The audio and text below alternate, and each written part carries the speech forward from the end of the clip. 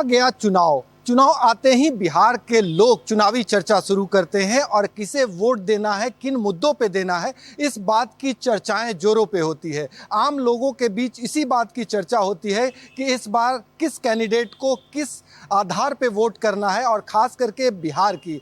अगर हम बिहार की बात करें तो बिहार में ज़्यादा ही लोग एक्टिव हैं। अभी हम पटना साहिब लोकसभा क्षेत्र में हैं, जहां के जनता जनार्दन कई अहम मुद्दों पे चर्चा कर रही है और किस आधार पे वोट करेगी। तस्वीरों में देखिए, ये जनता जनार्दन अब आ गया चुनाव में, ये एक्टिव हैं और ये तमाम लोग अब इस बात की चर्चा कर रहे हैं कि आखिर वोट किसे दें और क्यों दें।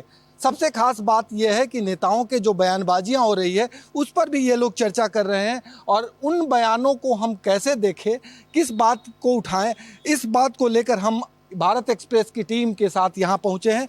आप बताइए, आपका प्रतिनिधि कैसा हो, और जो वर्तमान में आपके प्रतिनिधि हैं संतुष्ट हैं? हमारे प्रतिनिधि तो अच्छा है, क्योंकि हम लोग तो जदयू के समर्थक हैं और हमारा एनडीए से गठबंधन है।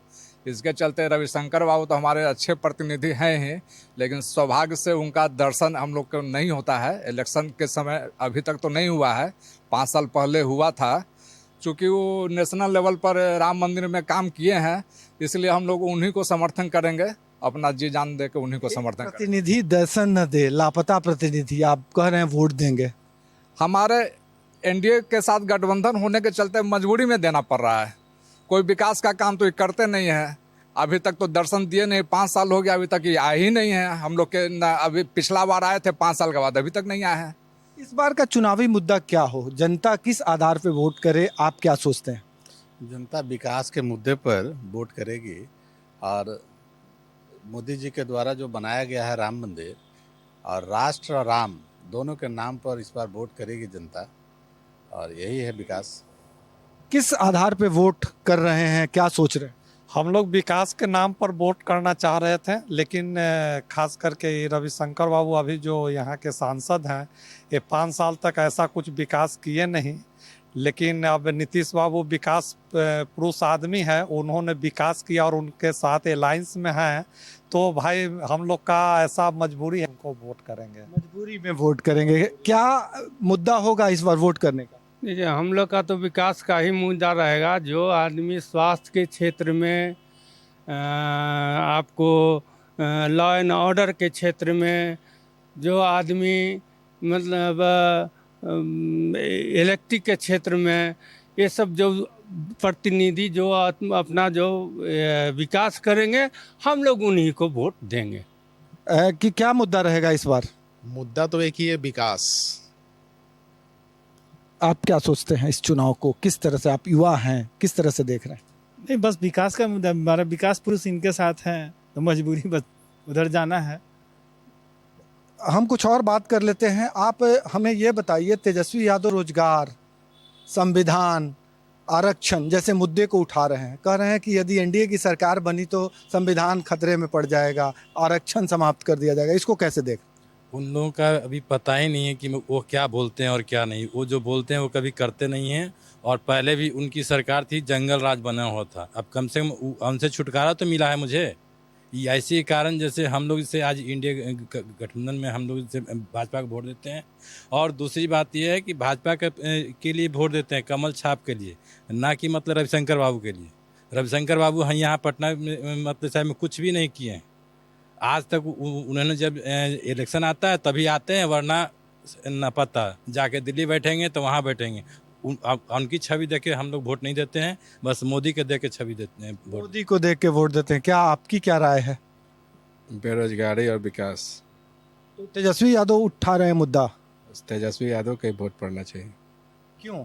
तेजस्वी यादव कह रहे हैं कि हम इतने लोगों को रोजगार दे दिए, नौकरी दे दी। आप संतुष्ट हैं? हाँ, संतुष्ट है। संतुष्ट हैं। आपको क्या लगता है इस बार के चुनाव में क्या मुद्दा हो जिसके आधार पर जनता वोट करे और क्यों करे? मुद्दा तो विकास और रोजगार का ही है, लेकिन जिसे हम लोग को एक्चुअली हम लोग जदयू से ही हैं, लेकिन एनडीए गठबंधन हो जाने के बाद हम लोग को तो रविशंकर प्रसाद को वोट देना है। लेकिन रविशंकर प्रसाद से जो भी जनता है नाखुश इसलिए है कि वो दर्शन उनका दुर्लभ हो जाता है। कोई ऐसा नहीं है कि वो हालचाल लेने के लिए किसी को आते हैं कि यहाँ क्या होना चाहिए नहीं होना चाहिए, ये सब के चलते थोड़ा नाराज़गी उनका ज़्यादा व्यक्त हो रहा है यहाँ के आम पब्लिक में। यहाँ पिछले 5 साल पहले ही आए थे, इलेक्शन में माला पहन करके गए, उसके बाद से दर्शन ही दुर्लभ हो गया। सबसे बड़ी बात है रविशंकर बाबू का तो मतलब सारा फंड ही वापस चला जाता है। लगता है कि मतलब बिहार में कुछ मतलब फंड की ज़रूरत ही नहीं है, उनकी सारा फंड वापस मतलब चली जाती है। बस एक ही मुद्दा है कि बस मतलब हमारे मोदी सरकार की है, उनकी मतलब कि राम मंदिर बनाए, 370 धारा हटाए, या इसके विकास के चलते हम लोग बीजेपी के समर्थन में रहते हैं। पटना साहिब के ये मतदाता आम आवाम हैं, चुनावी चर्चा कर रहे हैं। आ गया चुनाव के बाद जो माहौल बदला है, इनके दिलो दिमाग पर खासा असर है। ये तमाम लोग अपने जनप्रतिनिधि से नाखुश हैं, लेकिन मोदी के नाम पे वोट दे रहे हैं। क्या मोदी जी में कुछ खास है? हाँ, मोदी जी हम लोग को लगता है कि वो देव पुरुष के रूप में प्रकट हुए हैं भारत में। जो भारत में तो मंदिर बनाए ही हैं, साथ साथ विदेश में भी मंदिर बनाए हैं, अबू धाबी में भी मंदिर बनाए हैं। वो हमको देव पुरुष नज़र आते हैं। वो कभी थकवे नहीं करते हैं, दिन भर 24 आवर वर्क करते रहते हैं, कभी थकते हैं। वो देव पुरुष हैं, भारत के देव पुरुष हैं। तेजस्वी यादव तो कहते हैं कि राम राम कर रहे हैं मोदी जी, भारत पाकिस्तान कर रहे हैं, हिंदू मुसलमान कर रहे हैं। क्या आपको लगता है इस तरह से मोदी जी कर रहे हैं क्या? नहीं, ऐसा बात नहीं है। तेजस्वी जो बोलते हैं कि बेरोजगारी के बारे में जो बोलते हैं, ऐसा नहीं है। बेरोजगारी तो है यहाँ, और नीतीश कुमार के साथ में नीतीश कुमार जो बिहार के विकास पुरुष हैं, उन्होंने बिहार के लिए बहुत काम किया है। और जिधर नीतीश कुमार रहेंगे, हम लोग का विचार यही है कि हम लोग उन्हीं के साथ रहते हैं, विकास पुरुष के साथ रहते हैं। और उन्हीं के नेतृत्व में यहाँ पर जितनी भी नौकरियाँ मिली हैं, उन्हीं के नेतृत्व में आगे भी आकांक्षा रखते हैं कि उनके नेतृत्व में बिहार सरकार अच्छे से चले और एनडीए गठबंधन मजबूती से रहे, इसलिए हम लोग उनको वोट करते हैं। तेजस्वी यादव कहते हैं कि यदि एनडीए की सरकार आई तो संविधान गया। वो झूठ बोलते हैं, शुरू से हर समय तो झूठ ही बोल करके इतना दिन सत्ता में रहे थे, लेकिन अब दोबारा झूठ बोल करके अब सब आदमी जनता समझ गई है कि झूठ बोल करके सिर्फ अपना वोट बनाने के लिए ऐसा करते हैं, ऐसा कुछ नहीं है। कुछ तेजस्वी यादव के भी समर्थक हैं। तेजस्वी यादव झूठ बोल रहे हैं, आपको क्या लगता है? मुझे तो नहीं लगता। आपको क्या लगता है जो रोजगार, संविधान, आरक्षण की बात करते हैं वो सही है? सही है। सही है। क्या लगता है जिस अंदाज में तेजस्वी यादव घेर रहे हैं मोदी को, लगातार दावे कर रहे हैं कि संविधान खतरे में पड़ जाएगा, आरक्षण समाप्त हो जाएगा, संतुष्ट हैं तेजस्वी यादव? नहीं, संविधान खत्म नहीं होने जा रहा है। ये सब गलत अफवाहें फैलाई जा रही हैं। संविधान हमारा जो बाबा साहब भीमराव अंबेडकर का जो बनाया हुआ था, वो आज भी कायम रहेगा। किसी का हिम्मत नहीं है कि वो संविधान को अलग कर सके। कुछ और महत्वपूर्ण मसले हैं जिसको लेके लोग सवाल उठाते हैं, खास करके आपके नेता को लेके, कि नीतीश जी पलट जाते हैं। इसको कैसे देख रहे हैं? नीतीश जी पलटते नहीं हैं, वो समय के अनुसार चलते हैं। अब जैसे बीजेपी में थे तो इन जो करना चाहते हैं उसमें रुकावट आता है तो ये चल जाते हैं दूसरा पार्टी में, लेकिन वहाँ भी जाते थे। ये असल में ये विकास पुरुष हैं, इनको जहाँ भी कहीं रुकावट आता है बेचारे चेंज हो जाते हैं। इनमें कोई गलती नहीं है। आज तक बिहार में जो भी काम हुआ है आज़ादी के बाद, ये 10-15 साल में जो काम हुआ है, ये आने वाला 50 साल में कोई नहीं कर पाएगा जितना ही नीतीश कुमार हमारे कर चुके हैं। इस चुनाव में परिवारवाद कितना बड़ा मुद्दा है, हम आपसे जानना चाहेंगे। या तो लालू जी के आरजेडी पार्टी का हो, या तो रामविलास पासवान जी के पार्टी का हो, और भी बहुत कुछ पार्टी हैं जो कि परिवारवाद ही चल रहे हैं। परिवारवाद नहीं होना चाहिए, ताकि आगे भी नया चेहरा का मौका मिलना चाहिए। क्या लगता है कि जो आरोप मोदी जी लगाते हैं, जोगी जी लगाते हैं, लगाने लायक हैं वो परिवारवाद के आरोप? लगाने लायक तो हैं, या इसमें नो डाउट। बहुत ही मतलब ये मुद्दा बहुत ही मतलब सराहनीय है कि मतलब परिवारवाद तो होना ही नहीं चाहिए। कम से कम किसी भी आदमी को आगे जो भी हैं और उनके परिवार से अच्छे नेता बैठे हुए हैं, ऐसा नहीं कि नहीं बैठे हुए, लेकिन उन लोगों को आगे आने ही नहीं देते हैं। या इसको क्या कहते हैं, परिवारवाद। हमारी मतलब हम हैं तो मेरा बेटा है, तो मेरा बहन है, तो मेरा दामाद है, ये चल रहा है। ये नहीं होना चाहिए। ये आरोप आप ही पे है। आपने तेजस्वी का समर्थन किया है, आरोप पब्लिक लगाती है कि परिवारवाद करते हैं, मीसा भारती को, रोहिणी आचार्य को टिकट दे दी जाती है, इसको आप कैसे देखते सही में परिवारवाद नहीं होना चाहिए। हैं? इस मुद्दे पर आप भी तेजस्वी के खिलाफ? हाँ बिल्कुल है। क्या लगता है परिवारवाद कितना बड़ा मुद्दा है, और खास करके जब मोदी जी आरोप लगाते हैं, योगी जी आरोप लगाते हैं, तो उसको आप लोग कैसे देखते हैं? ये परिवारवाद तो ऐसे देखा जाए तो हर एक पार्टी में है।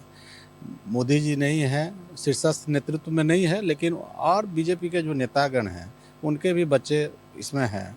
तो सब कन्वीनियंट के हिसाब से सब पार्टी एक दूसरे पर आरोप लगाती है। तो परिवारवाद कोई मुद्दा नहीं होना चाहिए, और जो सक्षम है वो आगे बढ़ता है, चाहे किसी भी परिवार का हो। बेटा सक्षम रहेगा तो क्यों नहीं आगे बढ़ेगा, ऐसा नहीं है।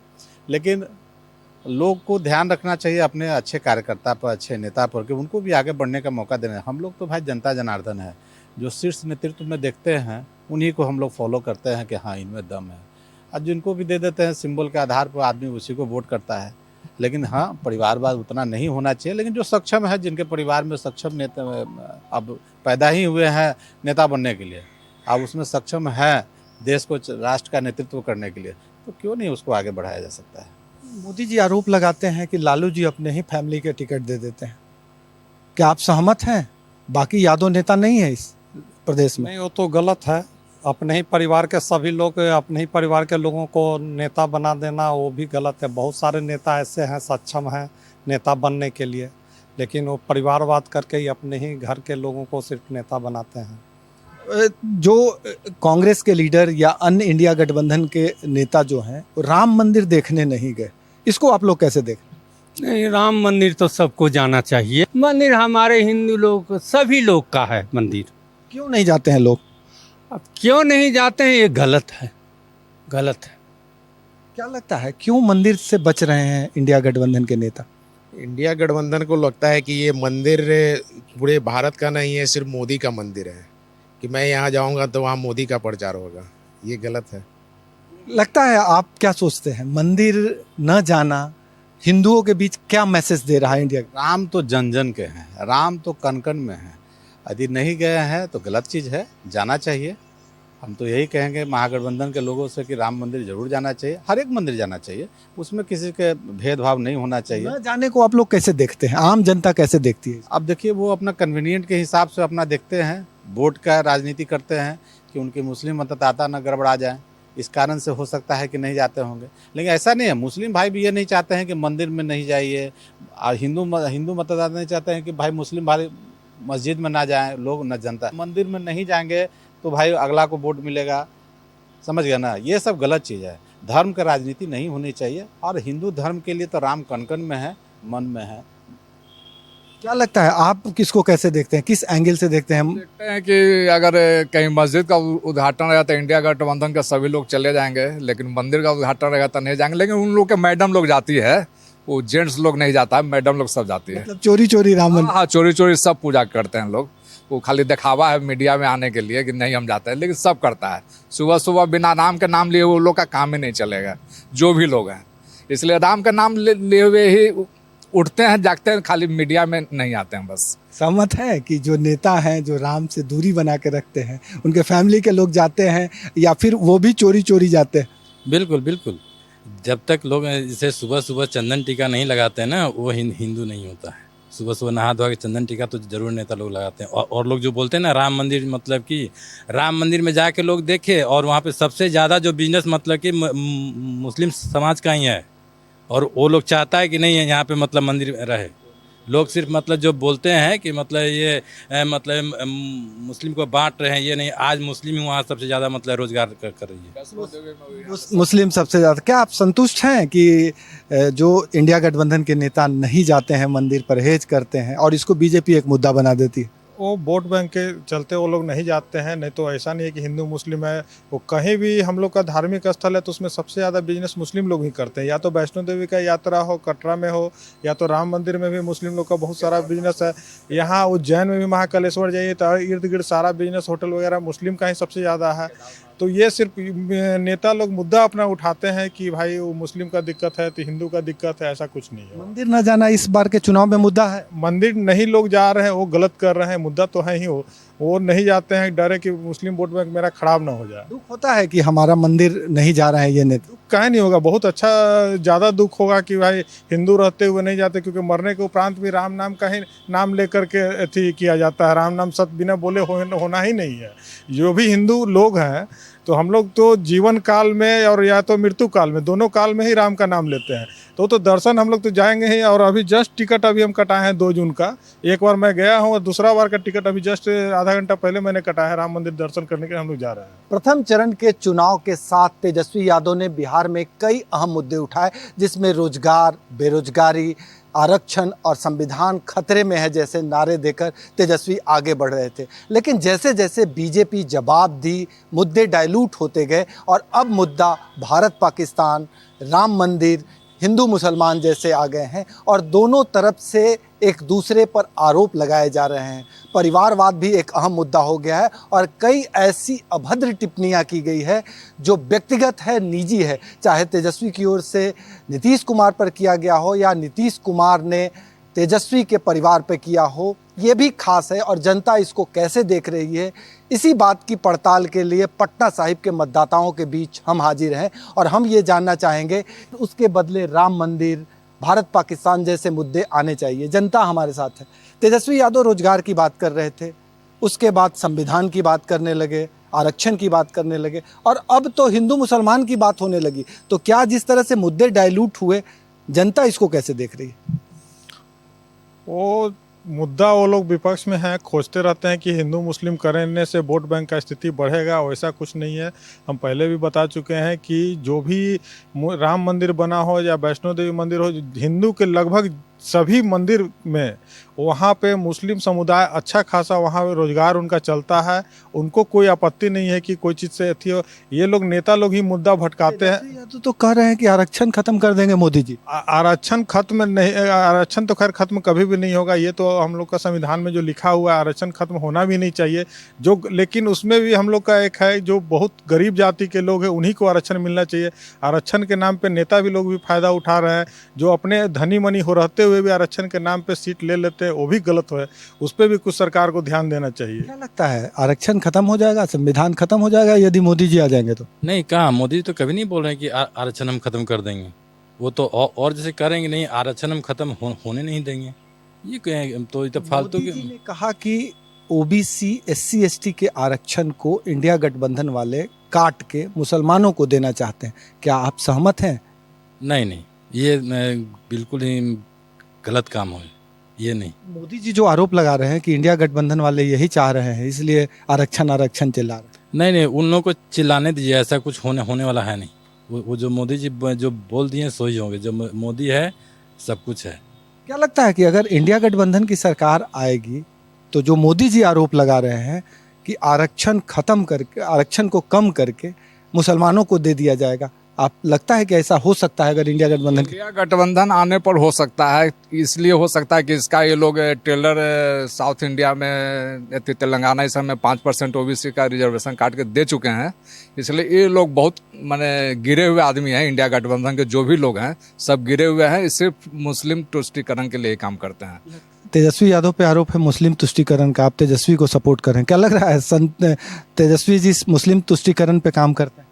मुझे नहीं लगता। तो विकास और ये बेरोजगारी में बात कर रहे हैं। लेकिन जनता तो कह रही है कि यदि आरक्षण काट के वो मुसलमानों को दे देंगे।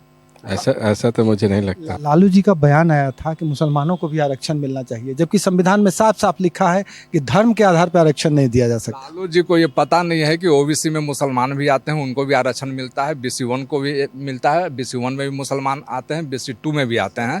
सबको पता है, सबको रिजर्वेशन मिलता है। ये लोग खाली पॉलिटिकल जनता को बरगलाने का काम करते हैं। सब लोग को आरक्षण मिलता है। BC1 को भी मिलता है, BC2 को भी मिलता है। ये बिल्कुल 100% गलत है। क्या लगता है कि जिस तरह से तेजस्वी यादव मुद्दे उठाए और मुद्दे डाइल्यूट होते चले गए, प्रथम चरण के चुनाव से चौथे चरण के चुनाव तक कई ऐसे मुद्दे हैं वो बदल गए, क्या लगता है कि ये लोग जनता के मुद्दा से बाहर जाके एक तरह से कहें आरोप प्रत्यारोप का दौर शुरू कर चुके हैं? देखिए, तेजस्वी जी युवा हैं और बिहार के निकट भविष्य हैं, इसमें कोई दो राय नहीं है। अब उन्होंने मुद्दा तो अच्छा उठाया, महंगाई का, बेरोजगारी का, और काम भी अच्छा कर रहे हैं। लेकिन और लोगों के इन्फ्लुएंस में आकर के कोई अपना ये ना करे कि उनका जो भविष्य उज्जवल है बिहार में, अपने जो उनके जो पिताजी हुए उनके कार्यकाल में जो यहाँ बिहार ने 15 साल गुजारा, उस तरह का नहीं लगता लोगों के बीच में आता है कि लगता है कि यह अलग तरीके का नेता है।